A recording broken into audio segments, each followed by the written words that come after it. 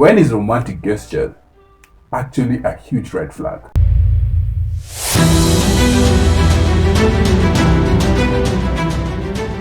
It's quite fascinating, isn't it? That the red flags in early interactions that we miss and I made aware of in a particular, that's a really interesting one that I think a lot of people usually miss. One of my subscribers on Real Fresh Wisdom, by the way, for those of you who aren't yet subscribed right now, you'll miss a lot of quality content and community posts, but you can change this by just hitting the subscribe button.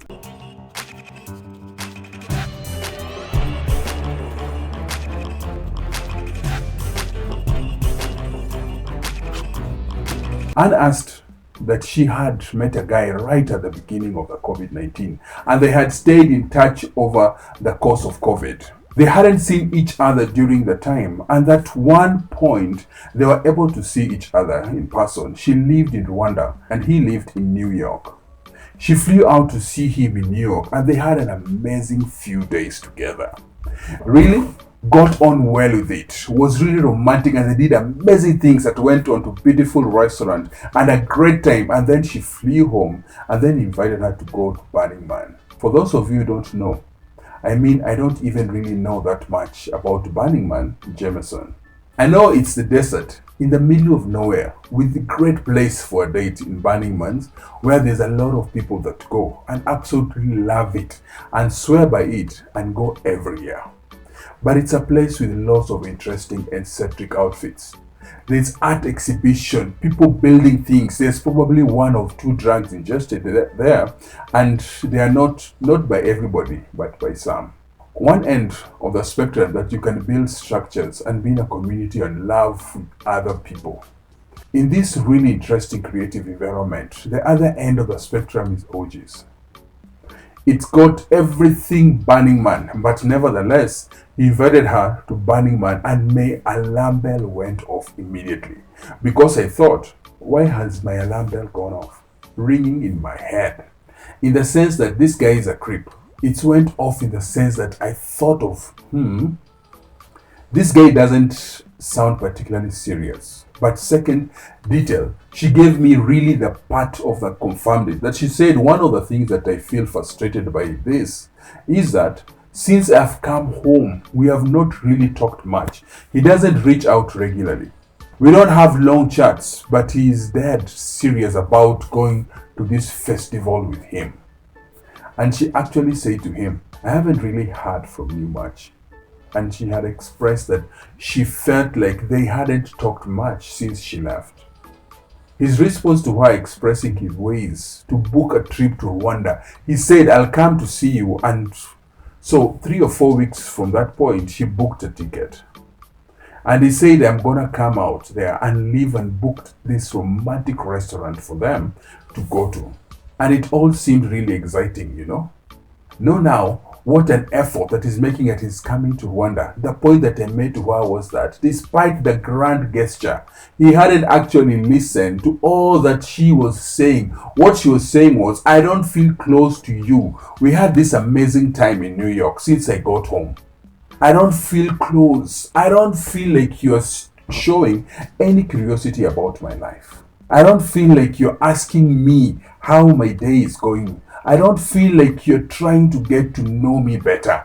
I don't feel close to you. And he didn't listen. Or he didn't care, one of the two, because his response is that his grand gesture let him book a flight to come to Rwanda.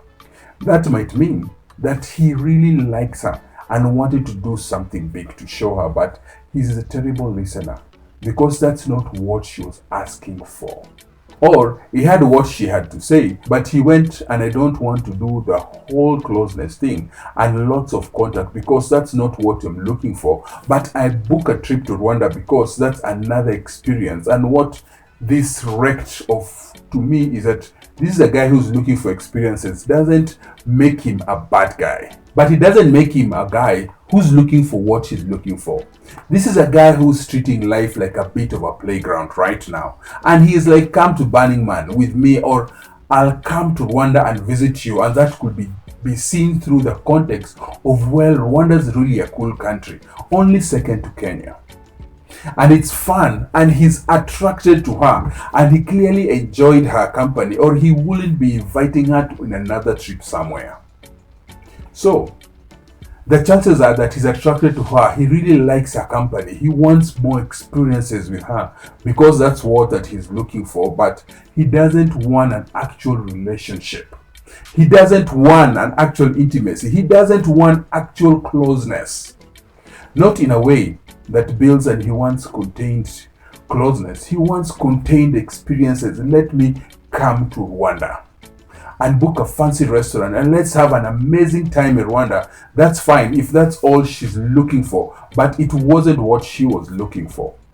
So what's likely to happen is that he comes to Rwanda, there's another really peak experience, and they have come together, and then the contact disappears again until Burning Man. And this is a very common pattern I see in people's love lives, especially in the directions of men to women. Or you're fun, you're attracted, you're enjoying the spend time, you're the vessel of fun. And this weekend, this month, or this experience that I want to do it will be fun to do. This experience with somebody that I want to do it, but it doesn't mean that you're serious about anything more now in a situation where people are honest with each other about that they can be wonderful, rewarding thing. It's not. Not demonizing the idea of two people going away and having experience together, and doesn't happen within a relationship or lead to a relationship. The problem is when there is an asymmetric between what the two people want, when he is looking at is as an experience and she's looking as a stepping stone to something more. When I pointed out to her is that right now you have a choice of calling him and saying, hey, between now and Rwanda, I love us to speak more, because there feels like there's a bit of a disconnect between you coming out to see me and we are not even staying in touch frequently and checking in and seeing how each other, and either feels a bit strange to me. So can you do better in communication between now and then actually speak more, and I'll see if it improves now. If it doesn't improve, you could always call off Rwanda trip and say, hey, I'm really not feeling comfortable with this. We are not really talking. We don't really feel close. And yet you're coming over and we are going to spend a whole weekend together. If it doesn't feel organic on how much we are speaking in a communication improves, then she could have him to come to Rwanda, have a great weekend, and then see what happens after that. Or she just cancels a Rwanda trip altogether and says, hey, let's do a trip when it feels a little closer, because right now it feels like you're doing a trip but we are not actually speaking, and we didn't speak to you, although I appreciate greatly that you're coming to Rwanda. When I spoke to you about the communication, I felt like the part that was most important to me is that we are not actually talking more regularly. Than that past hasn't changed. I can't tell anyone what to do, and I think that in this situation anyone could be forgiving for saying, we'll roll the dice on it and let have this person come to Rwanda, see what happens, and then at the end of the communication doesn't improve, then I definitely am not going to be making a trip where I have to put in effort. But it will also be fair to say that I'm not going to do this trip. I am not going to have them come to me if this communication, if it doesn't improve, if I don't feel closer to them. Now, look, you may wonder how to navigate these kind of things. In early dating, or in dating in general, I'm a big believer on our love lives, to knowing what the North Star is. Our North Star is the things that we truly value, knowing what's important to us. What starts being honest with ourselves and what I am looking for in my love life right now. Now, if I'm just looking for some fun, if I'm just looking to have a good time, if I'm just looking to just spontaneously and excitement, if those were my number one values, then that's one thing. Or the North Star could be finding a real relationship with somebody who is kind and who is consistent with me, who makes me feel closer than that's important to me. Someone with whom it feels like there is progress, that we are actually building something. If that's your North Star, if that's what you decide, it's most important thing. And every decision that you make has to be in line with what makes you closer to the North Star, regardless of how something is making you feel. In the short run or our love lives, following our North Star, won't always feel good because there might be someone right now that's shining, that's exciting, and they might want to do the trip. And if you can see, it is just fun thing, isolation, and do that it's one thing. But you can't lie to ourselves. If the truth, I am going on this trip, it's not just because I will be excited, but because I want more with this person. But I'm looking at this and going, but they are not trying any other time. They are just booked a trip with me. And all this behavior suggests that they are not actually trying to progress anything with me. They are not actually trying to make anything happen. They're just trying to have this fun experience with me. And then this isn't in line with my North Star, in the fact of the distraction from my North Star. Because if I get hung up on this person and I spend the next 6 months wishing I had more with them, but repeatedly confirming that I am not someone who doesn't want more with me, and at the end of the 6 months of being a tunnel vision about that person, I'm not meeting anybody else because I really like them, and I am always secretly waiting for a text or a phone call from them, or the next time that you're going to see each other. And then at the end of 6 months, I get heartbroken because I realize it's not going anywhere. Or I realize that they're now seeing somebody else, or that I have realized that they have been seeing multiple people this whole time. Then it's gonna make me another 2 months or 3 months or 5 more months, 6 months to get over this person. So all of a sudden, something that was a fun trip has taken up a year of your life emotionally, and for the first 6 months physically it turns to where I'm putting more energy. So if my North Star is to find a meaningful relationship, then all of a sudden this innocent, exciting little trip doesn't seem so interesting, and it doesn't seem so exciting. It seems like it could be potentially quite damaging to what's really valuable to us.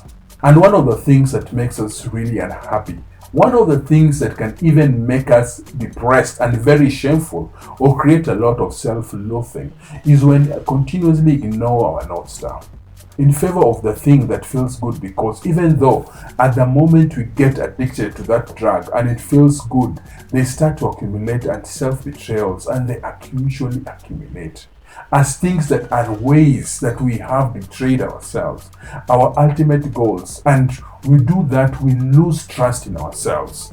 And when we lose trust in ourselves, that becomes a really dangerous thing as we start to like ourselves less. The real irony of self-worth in all that is that when we begin to like ourselves less, we begin to crave the very validation that seeking of which is actually hurting us and affecting our self-worth and leading to betrayal in the first place. We start to further betray ourselves, seeking the validation. And when we like ourselves less, we put up with even worse treatment. And we get stuck in the cycle. The way we break it is take a journal. I am writing a journal of every time, every day. Write down what's your North Star. What thing is actually going to choose value it in finding in a kind of considerate and compassionate person who wants you and who accepts you, who is excited about building something with you, who shows you that they're excited about who invests in you. If you know these things, then when someone comes along, they are frothy and exciting and unpredictable. You'll see those things for what they are, the things that actually have nothing to do with your North Star. They might be alluring. They might be seductive. They might feel good. They might draw you with their shininess, their iridescence, but it's not going to be able to sway you from your path. You're able to say no to that, or you're able. If you're not seeing the right things, you're brave enough to have the conversation, and you're not seeing the right things because you know that this isn't my North Star. Right now, I'm going to let this person to know that this isn't enough for me, in the same way that I've suggested that women let him know, hey, I need this communication between us to improve between now and Rwanda.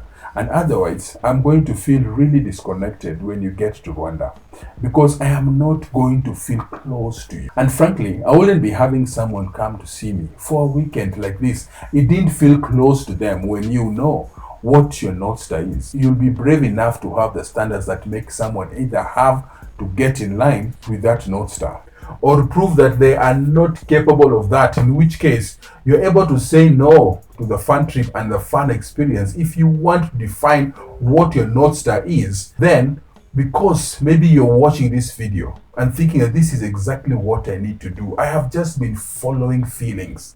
I will be holding a live show where we can design how you can create your North Star in an immersive coaching to design your North Star and rewire the way you make your decisions in your life, so that you can also watch the video. Do this if it returns to your life and keep winning in your relationship and marriage. Until next time, have a good one and see you in the next one.